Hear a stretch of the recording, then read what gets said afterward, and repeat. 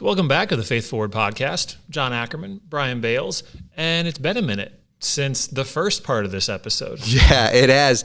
So it is our intention to do one just about every week, or at least not skip without telling you. And so we're going to, at the end, we're going to tell you, we're going to take a little break right around Christmas and pick up in January, so a little foreshadowing. Yeah. But I don't believe in irony. If you know the last podcast that we did, we were delving into our last talk of the God Talk series, dealing with prayer and healing. Yeah. And we had intentionally broken up the podcast to two parts because as much as you and I would love to talk for 2 hours about it, we realized it's kind of hard to hang. There was a lot there. A lot there. And so we did part one about healing. And when we talk about healing, that obviously means there's something that needs to be healed.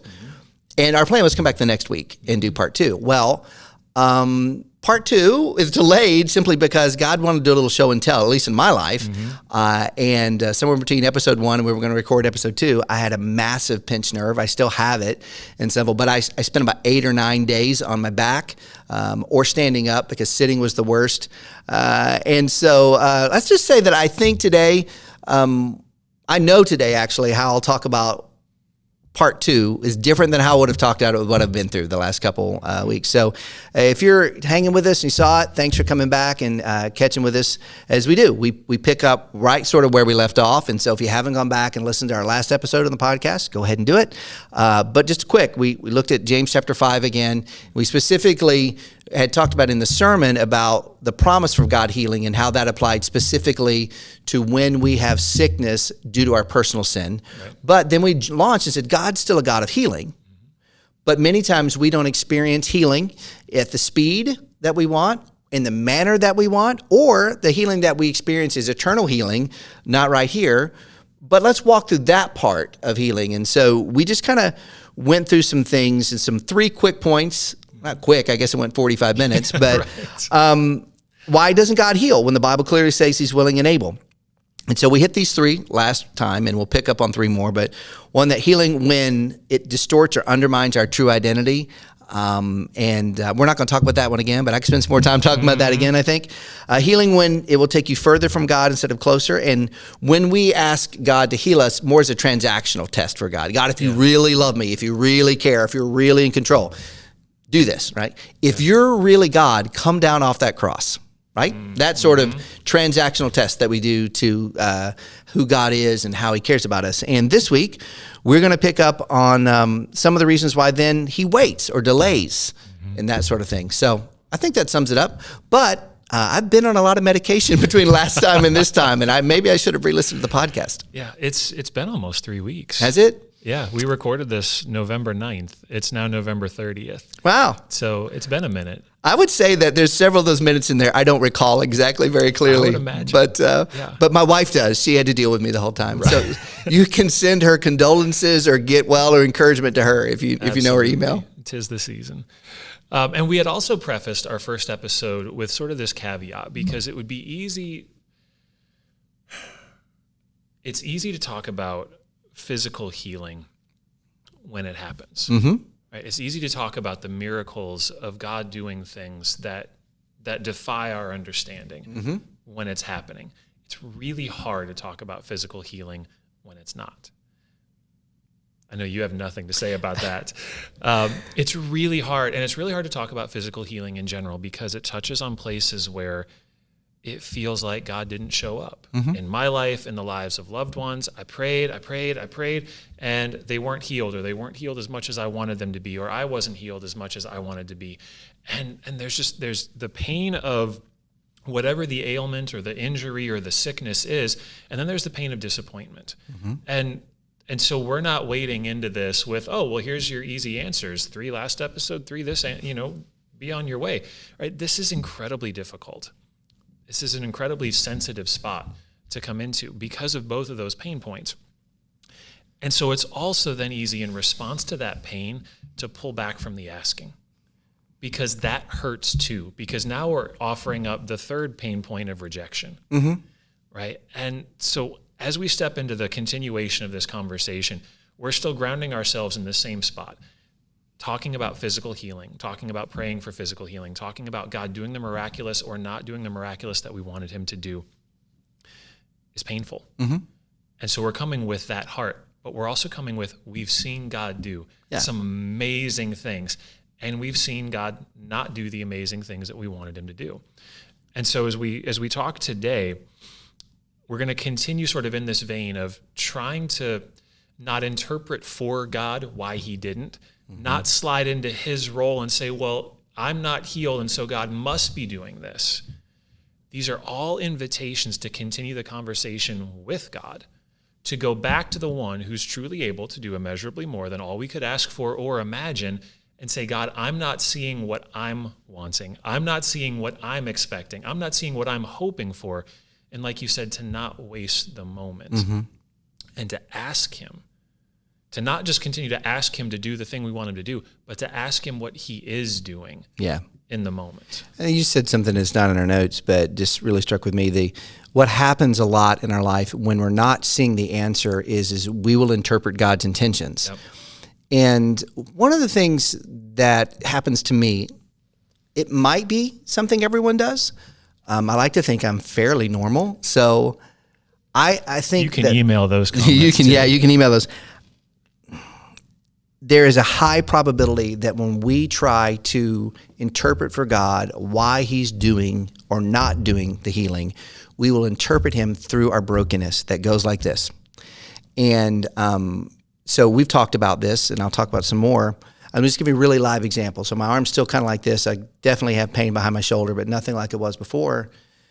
There was a moment where I began over the last couple of weeks to interpret why God is doing this pain. And I will say, stepping back from that moment now, I look at where I was at the moment and think, well, that was ridiculous for me to think. It was ridiculous, right? But it is really what I felt. And at some point in that moment when God wasn't removing it, when it wasn't that, it was excruciating. I was sleeping like 30 minutes at a time, that sort of thing, and was under influence of medication a lot, that I had this thought, well, maybe I deserve this. Maybe I've done something that I need this to happen to me. It was almost like I was experiencing it, and trust me, there was nothing like Job experienced, right? But I was experiencing pain in the Job position, but had the mentality of Job's friends. See, Job had it right about, no, God's doing something here, but it wasn't punishment. Job's friend. So it was really interesting to have an experience like Job of the pain, but then have the mentality. And so I will say this, it's just this huge danger that when we begin to interpret for God what he's doing, because number one, we're not God, and number two, I believe, it's certainly for me, and I believe I'm not alone, is that we will interpret through the grid first of our brokenness. Yeah. And one of my brokenness for a lot of my life has been that I get good things because I do good things. I have value because I perform, or I get bad things because I did bad things. And so when God wasn't healing, when this really interesting moment brought back into my life, I'm getting a bad thing. And trust me, it is and definitely was bad. So that must mean this. Even though now, on this side, I'm clearly can say, well, that's crazy talk. Right. But it felt very sane at the moment. And it wasn't the medication telling me it was sane. Yeah. It was me. Yeah. So. Yeah. Pain demands an answer. It does. So let's talk about this. So one of these thought processes we have in here about, let's be honest, why doesn't God heal exactly the way we want, that sort of stuff, is that he uses this sometimes as a way to engage our heart. I read this a couple of weeks ago, and I said, yeah, that's true. I knew it in my head, but God likes to play show and tell sometimes to do that. When you think about this, Jon, what do you think? Well, there's a disruptive question that Jesus asks a few people in the scriptures. Yeah. That comes to mind. Yeah. And he does this with a blind man, and it's the same story in Matthew, Mark, and Luke. And he asks the question, and it should be what is a painfully obvious answer, right? But he asks, what do you want me to do for you? And I have to imagine it's one of those times where the disciples Peter in particular, wanted to take Jesus aside and say, dude, right? The man's blind. You know it. We know it. He knows it. What do you think? But it's a really intriguing question. Well, to use your language that I co-opted recently again, I've developed a third category of questions. There's implication, information. This is a question of invitation. It is. Right? Because Jesus already knows. He's asking a question that he actually knows the answer to, but he's engaging them to invite them into relationship, invite them into conversation, invite them to understand who Jesus is and what they really need versus what they think they need. Right. And it's a question that I see echoed in a couple other places. And so if you go to John, there's another instance of Jesus going up to someone with a very obvious physical malady. Right? It's a lame man, someone who can't walk.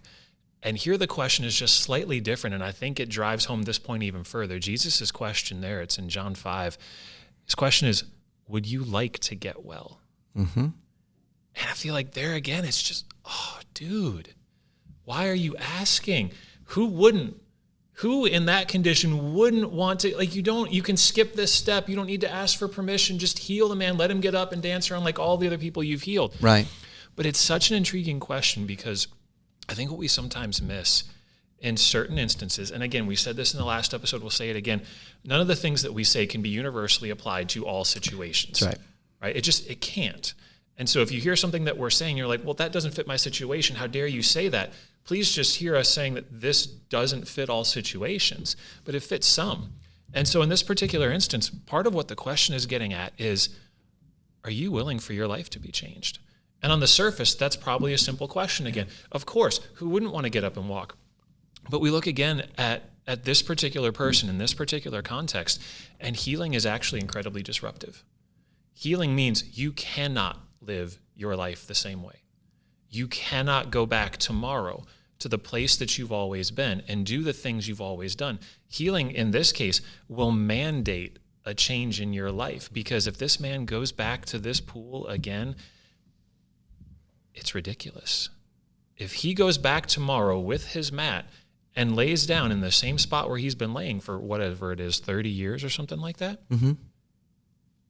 that's asinine, right? And so healing in this case is an invitation to not only witness the miraculous and witness the truth of who Jesus is and who God is in this world, but it's also almost a command, which is why he asks the question rather than just doing this, are you sure this is what you want?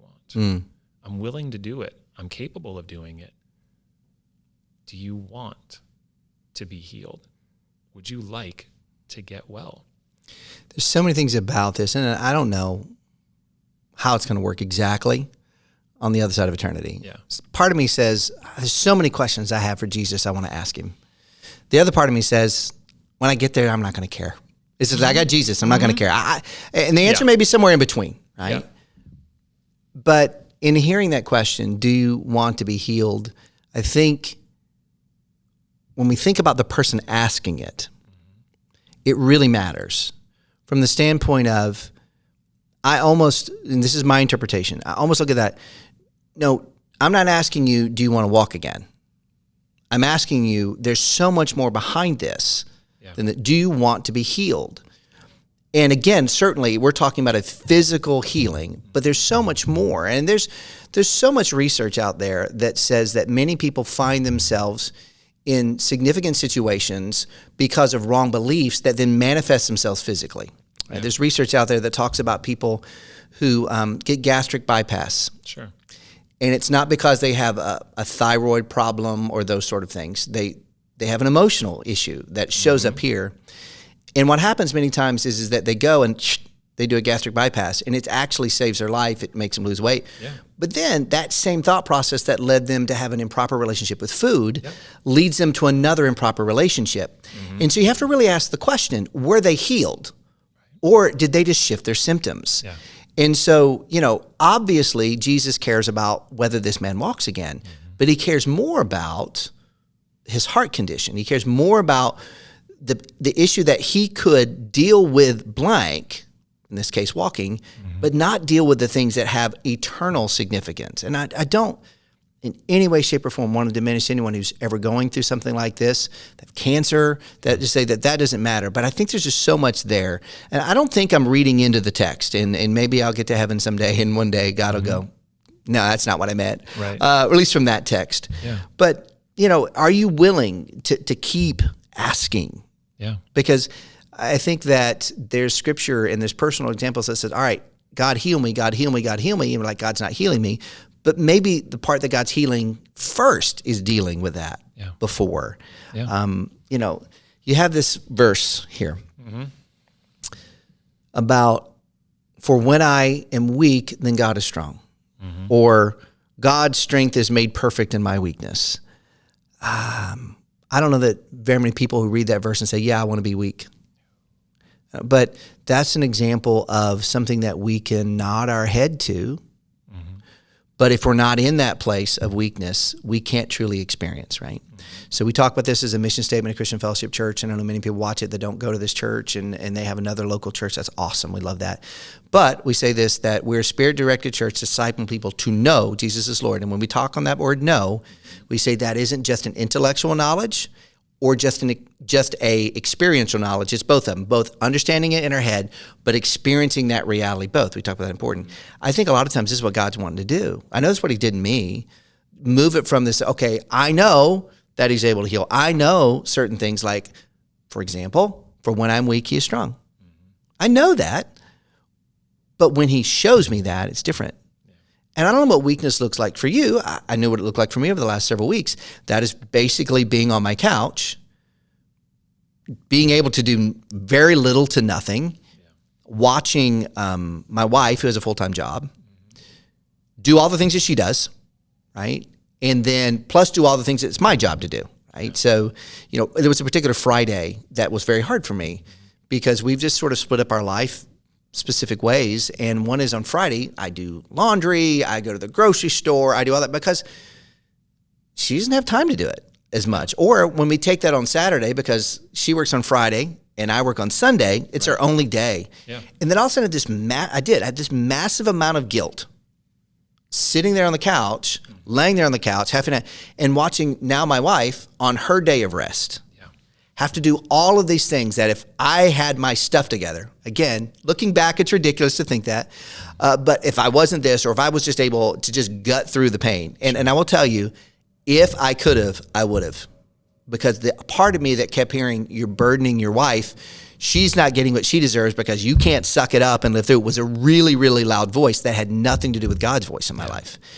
But that's how it felt. And so, sometimes these things that God allows in our life, especially with sickness, especially with illness, he wants to bring out certain things. And we've talked about this before on this podcast, that if we say the word weak and immediately we cringe, we know there's something that God wants to talk to us about in that way. And you and I are natural cringers around the word weak.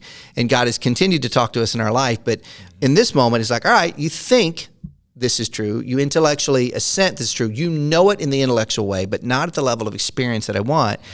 And that's the way God was engaging my heart. And I say that not to this podcast to be about me, but I think I want to say that because I think it's easy to hear you and I talk sometimes, or listen to a podcast or someone else talks, or maybe listen to a sermon someone else done, and think that those people have what I would like to say sympathy for our situation, but not empathy because they've not been there, done that, have the T-shirt or the lidocaine patch that I currently have on my back or whatever it is to prove it. Yeah. And so, what is it that God's trying to engage in our heart? When are we going to get to that place and say, okay, do I really want to be healed?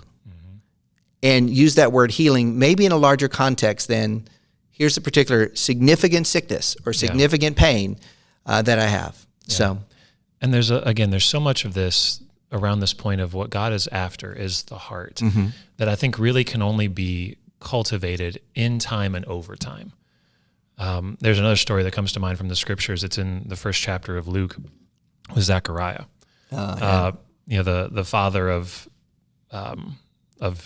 John the Baptist, that he and his wife had desperately wanted children and it just wasn't happening. And they had sort of resigned themselves to life without. And the first chapter of Luke calls them righteous people. That they hadn't taken their heartache and said, forget you, God, we're going to, right? They had stayed loyal. They had stayed dedicated. But there was a piece of Zechariah's heart that you could tell it had shut itself down a little bit as a way to manage the pain. And depending on which translation you read this first chapter of Luke in, I've read it in a few because there's so much in that first chapter that speaks to me. In the Passion Translation, there's a similar moment. I mean, it's the same moments, obviously, but there's similar language about the angel Gabriel coming to Zechariah and saying, the Lord has heard your prayer and your prayer is going to be answered. And in the footnotes there, when you get your little marks and you got to trend down to the bottom of the page, the description of that passage in the Passion Translation was that it can also be understood as saying, the prayer you no longer pray. Mm-hmm.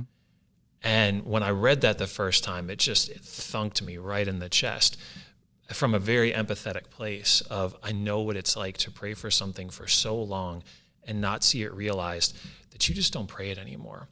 And it would be easy to interpret Gabriel's message there to Zechariah as condemning, you don't even pray this, but I don't think that's the way that it's intended. It feels much more compassionate than that of, God has heard the prayer that you prayed for so long that you could no longer in your own strength keep it up, but your heart has still been praying that in all the days since, and that's the prayer we're answering.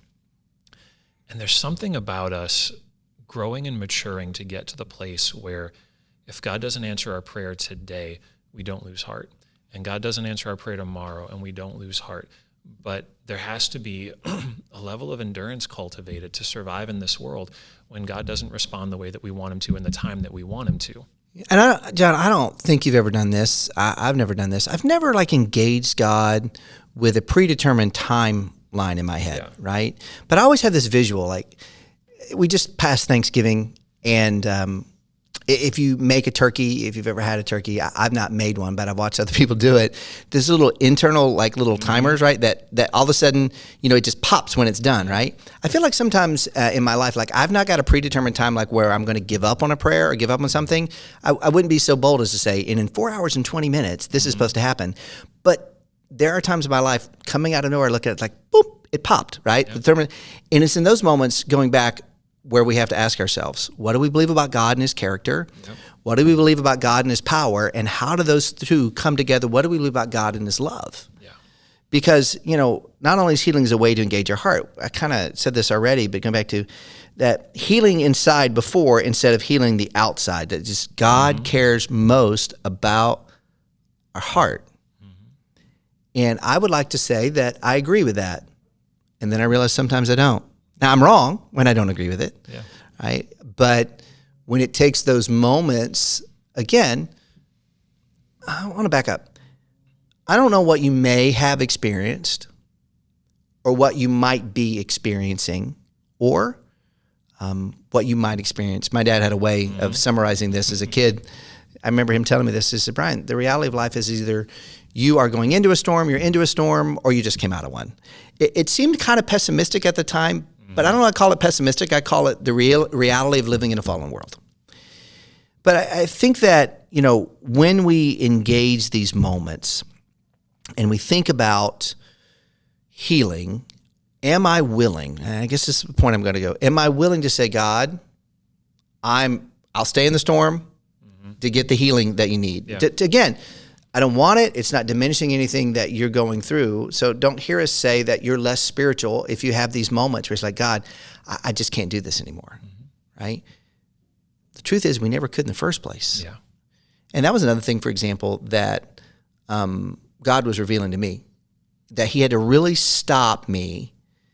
Because I said to you off podcast, that if you would have asked me a couple weeks ago about certain issues in my life, I would tell you, they're doing much better. And the truth is they might have been doing much better.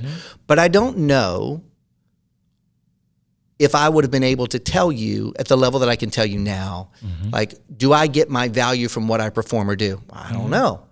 Well, now I know, because I had some serious, significant challenges with that. And so I think those are some questions that we got to think about and as we process through some of these next ways, because God really does care most about the heart. Yeah, I think there's so many interesting things that come when we start to look at this notion of what God may be most concerned with is what's on the inside. And like we just said, some of it can only come up in time and over time. Yeah. And then some of it is, some of these things can only be revealed when we're not able to be distracted, when we're not able to be busy, when we're not able to think the way we usually think and act the way we usually act. And again, it's not that God wants to do this to us. It's not that God is intentionally just making us suffer and, things like that. But it's more that there are just some ways that we're not going to pay attention. You were sharing this story about having a conversation with someone and they're not hearing what you're saying. And they think they are. And they're well-intentioned, yes. Right. I mean, there's so many times where and again, this is not I don't say this in judgment. I say this with full empathy because I am as guilty of this as the next person, right? This isn't me judging from on high. This is like, yeah, I do that too. So many people that I have conversations with in this role now that are 100% convinced that they are 100% open and receptive to whatever God wants to tell them. Yeah. And as far as they know, they are. But then, and I'm sure you've had this experience, right? You see someone else's life from outside of it, and you're like, oh, there's some blind spots there. Yeah. There are some things that you just can't see because it's become so common, it's become so normal, it's become so day to day. And it takes sometimes some radical moments for these things to surface, and there's just no other way. There was a story, in this topic of physical healing, that a guy I know pretty well shared about himself, and he was going through some just brutal, physical pain in his gut. Yeah. I forget what the condition was, but it was just, we both experienced kidney stones. Never again. No.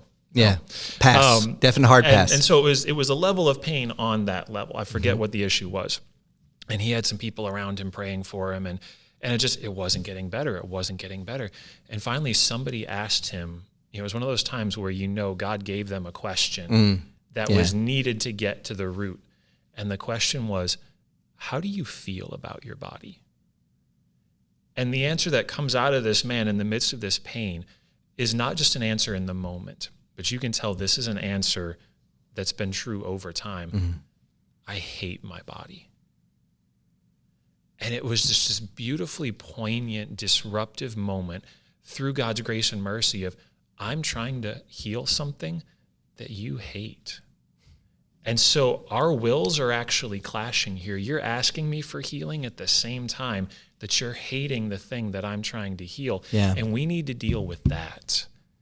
This is, it matters. It absolutely matters. But this is secondary to this right now.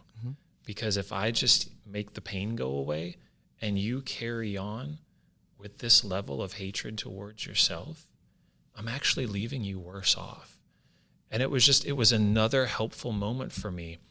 Like you were describing in that first week of pain, I must be doing something wrong. Yeah. Right? And so here again, it's not for us to step into the role of interpreter for God. It's to expand the categories of conversation with God and just be cognizant of the fact that it's not necessarily that I may have done something wrong, but there may be a heart level belief that's at play here that God wants to address in the midst of healing the physical as well. That he's after the whole person, but he cares so much about the heart. And if the pain can help us get to a healed heart as well as a healed body, he's going to take that quite often. Again, as you were talking, just had this sort of flashback moment, but I want to reinforce something that could accidentally be communicated wrongly. So it doesn't mean I want to say it wrongly better. I just want to say something clearer. I don't want to imply that your sickness or your illness or your whatever is caused by God. Yeah. Now, that being said, God can, if he wants, bring something in. Very much so. But I do want to say this, is God never wastes any moments. When it says that God's sovereign, it means it's for his good will, and he has the ability and power to do things for his glory and our good. And so, if you're dealing with a chronic pain in your leg because you were in a car accident that was caused by someone who had been drinking, God did not cause that person to drink so that you had that. He didn't. He didn't cause them to sin for you to do that.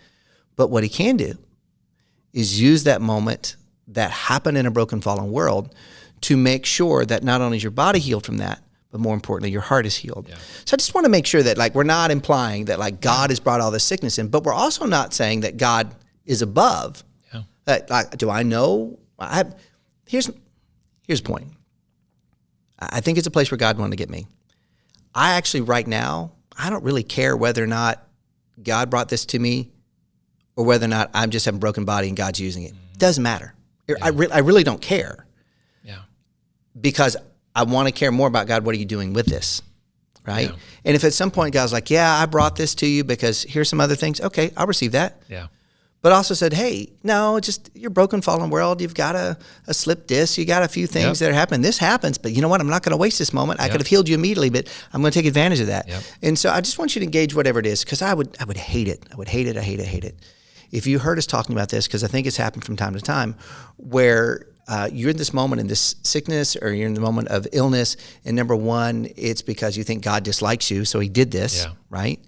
Or you think like, well, I'm not healed because we talked about this already because, well, if I just had more faith, right? And so the answer isn't always at that moment, I need more faith in that moment to be healed. The answer might be he wants that if he's desiring to work on our faith. Yeah. But if he's desiring to work on other stuff, he's not going to do his goodwill and his good pleasure in our life until it accomplishes what he wants, especially if we are in agreement saying, yes, I really do want to be healed. Yeah. Yeah, if you go back to the story that we were sharing earlier about Zechariah, right, the conversation that he has with the angel Gabriel in the temple and the promise of a child to come, and Zechariah is like, okay, but how do I know, right? And so he's silenced. And I have to imagine there were so many people praying for the restoration of his voice. Yeah. I'm sure his wife was. I'm sure all their immediate family was. I'm sure he was. And I find it so interesting that he gets, somewhere in the vicinity of at least 9 months, right? At minimum, could have been more. There's no at-home pregnancy test there, so you don't ever know when we're knowing, we're probably talking roughly a year. Yeah. Of not being able to do life the way that he had, of being forced into a different rhythm. And I find it so interesting that the first words out of his mouth when his voice is restored, when his son is born, and they come to him and they say, is his name really John? Yeah. That the first thing out of his mouth is a prayer of praise to God for God's faithfulness, for God's character, for God being who he is. And you see what God restored was not just his voice, but in that intervening space, he restored that piece of his heart that had been shut down in all those years of praying for a child and seeing that prayer unanswered and coming to some conclusions about who God is. Mm-hmm. I'm not sure this is exactly where you were going with this when we looked at the notes, but I think that just really illustrates to me that the way and the manner to which Zechariah was healed, he could have been healed in a day, 2 days, whatever it might be, but allowed Zechariah even that moment to experience God's kingdom on earth as it is in heaven at a greater level than he would have if it would have happened differently than what it did. And really, that's a lot of this. When he heals us, he wants, again, for us, obviously, to be healed, right? But he wants us more to experience the reality of what it looks like to be in his kingdom. Yeah. Ultimately, we know that the way we'll all experience it, unless Jesus returns before we die, is by passing from this life to the next. And so while we're here, he wants us to experience as much as the kingdom as we can this side of eternity, but also he wants us to not keep us eventually from experiencing over there. It's just something really interesting and intriguing to me about us as believers, God wanting us to experience the kingdom of heaven more this side of eternity through healing, but also God using healing, whether the healing of it is of our heart or it's our heart and our body, to show others the truth about the kingdom. Because it's only with God, do we have any hope. It's only, I mentioned in a sermon a couple weeks back, or last week, man, it all kind of blurs together, that I had something like this happen 17 years ago. And instead, it went to the nerves of my head. And it was the first time in my life that I ever really just had this moment where I realized, hey, I am not going to live forever. And it may be a lot shorter than I think because of all the things that were going on during the time. But what's so interesting in looking back is how God walked me through it, and that prepared me a little bit for here. I still had a lot to learn about what I am and did go through. But I remember in a moment 17 years ago where it dawned on me like this. If I did not have Jesus, I'm not trying to be dramatic, I want to die. I mean, my head felt like it was going to pop at any point. Again, when I said I lost 20 pounds, a pound a day for 3 weeks because I couldn't keep anything down, and there's a lot of indignity that came with the things that happened in my life.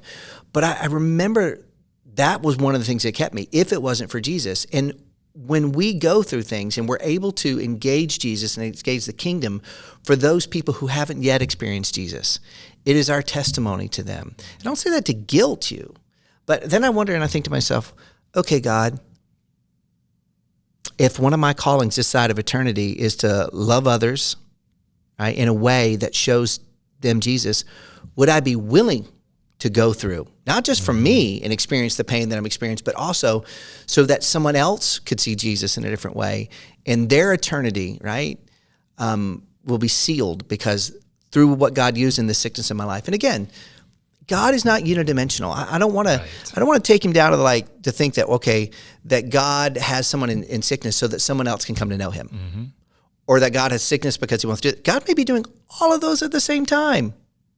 He's just good that way. He really is. Yeah. Yeah. And that's, I hear some people say sometimes, because I've spent some time studying and learning, but also practicing is the wrong word. But I've spent some time practicing in this space, praying for others, being prayed for. And man, I've seen God do some cool things in the moment, right? We ask and he responds and it's instantaneous. And there's times where I've prayed for people and been prayed for and nothing happens in the moment, but I wake up the next day or they wake up the next day and it's gone. And it's no less miraculous, right? And I've noticed that there are some things that God is after in that intervening space. And I've prayed for people and I've been prayed for where nothing happens in the moment and nothing happens the next day, but it's a week later. It's a month later.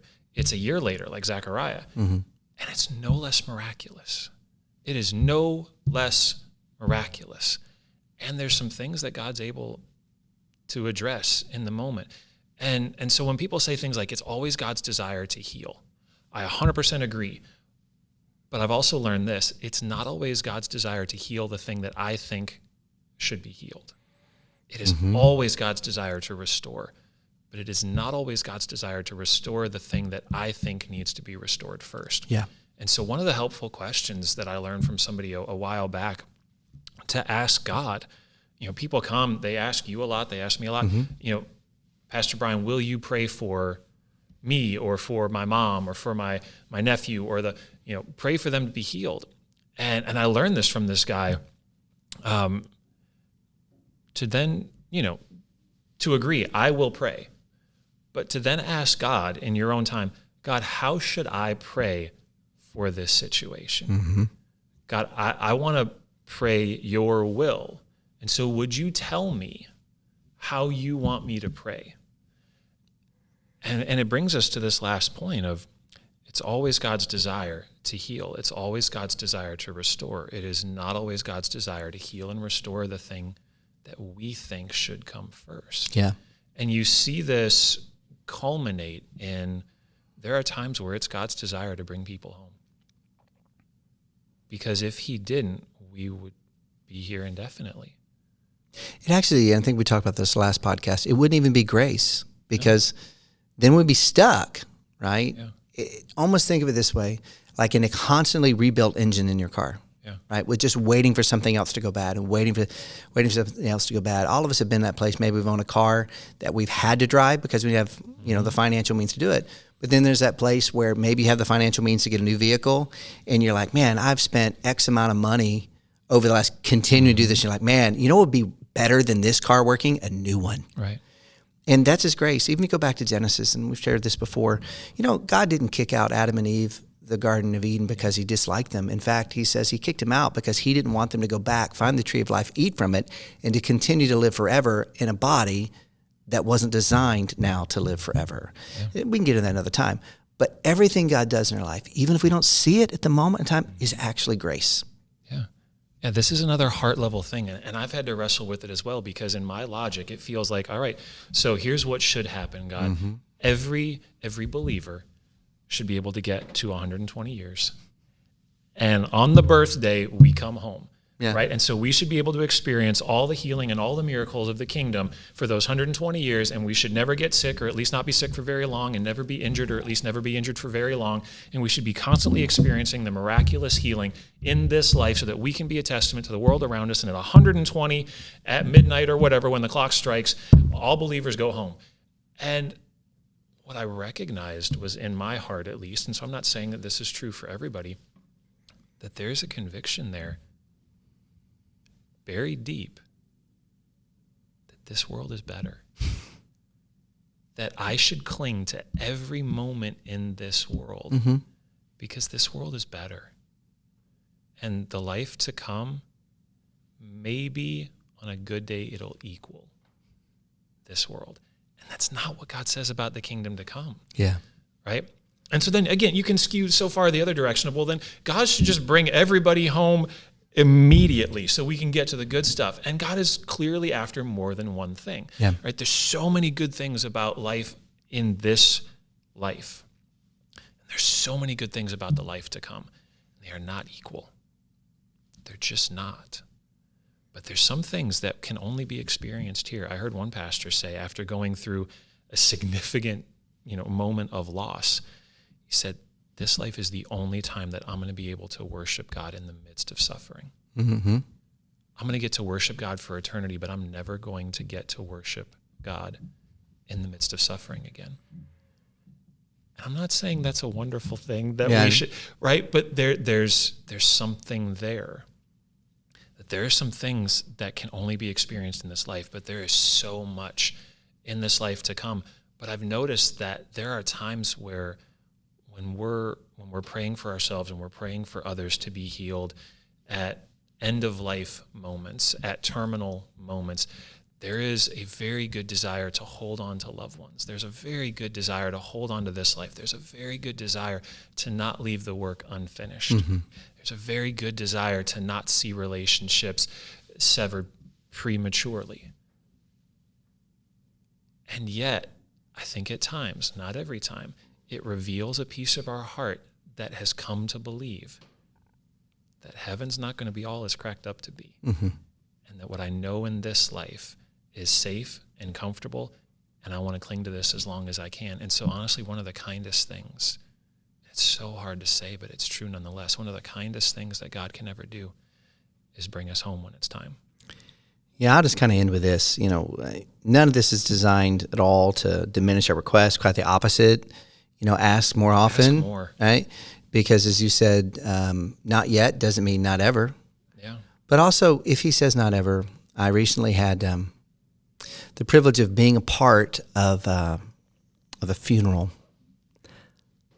where the husband had died, and they had been married, John, for 70 years. Wow. 70 years. Wow. Married 70 years, been together longer than that. And I had the conversation with a widow that just floored me. It floored me. I mean, I've been with Kathy, counting dating, 23 years-ish, give or take. And I can't even imagine still saying, you know what? He's better there, or she's better there. And 70 years, and she looked me in the eye and said, this is hard, but this is how much I love him. I want Jesus' presence for him. Yeah. Grasping at a level like, I'd be like, I want him here. Yeah. I want her here. Yeah. And so maybe I'll be the type of people who, continue to ask for healing, but also recognize ultimately that the best thing, always the best thing, is what Jesus has for us. And if that means calling us home. So, this made me think about that. I'm very much pontificating today. So thanks for hanging with me if you have got this far. Yeah. And again, we conclude this episode by reminding ourselves as well as you that these aren't concrete answers, right? You don't apply these 6 principles to your situation and decide, well, this must be what God's doing. Yeah. Right? That all of this is purely invitation in your relationship with God to maybe ask questions that you hadn't thought to ask before, right? For yourself, as you're experiencing suffering in this life, as you're experiencing suffering in this body, it's not just about the lesson. It's not just grit your teeth and bear it. And God, what are you teaching me this time? Right? we ask for relief. We ask for restoration. We ask for healing. And when the response that we're hoping for is slow in coming, we continue to ask and we expand the conversation. God, is there something else that you're doing? I want to do what you're doing and say what you're saying. So what are you saying? What are you doing? Right? It's not shutting down our heart like Zechariah of, I give up on this prayer, and God, if you're going to do it, great. And if not, then I just don't care anymore. It's allowing your heart to continue to pray for the thing, even if your words can't. But then turning and facing God and asking him to show you what you're capable of seeing and tell you what you're capable of hearing, and allowing him to teach you more of who he is and who you are, not just what's true about your circumstances. There's so much that this category invites us into in a life with God that cannot be experienced any other way. There are some aspects of God that we cannot experience except in pain. Mm-hmm. And that's probably a whole other podcast. Definitely. And I'm just going to drop that one here at the end and move on. But this is all invitation into so much more. This is not limitation. This is not, let's distill this down to a couple of quick points and you figure out which one applies and, call us later, right? There's so much more here. It's the kingdom. All of the kingdom is available here. And we're just scratching the surface. So if we've said something that engaged you in a way like, hey, I'd love to follow up with that, we love talking, not just to people on a camera, on a microphone, but in person or via email or however works best for you. But you can reach out to us. First, email at faithforward@cfcwire.org, and let's continue talking, right? Yep. So thanks for being with us. We're going to do one more episode this year before we wrap for 2022. We've been talking recently about how to have a wonderful life. And by the way, that's not wrong to want. Jesus said, I came to have life and life to the full. Yeah, and you don't have because you don't ask. Yeah. So again, there's a whole lot there, and we're going to do a single episode that sort of encapsulates this season. We'll call it a wrap for 2022, and we'll see you back again after this next episode, early 2023. So until then, take care, and we'll see you then.